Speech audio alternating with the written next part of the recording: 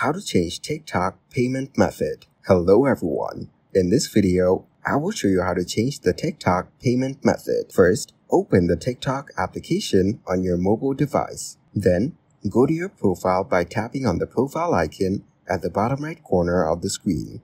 After that, tap on the three lines in the top right corner to open the menu.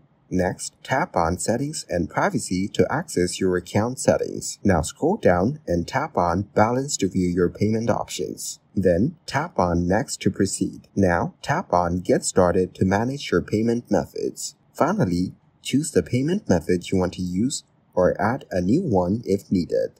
Thank you guys for watching this video. Hope you got some value. Make sure to like the video and subscribe to the channel to get notified of new videos. See you in the next one.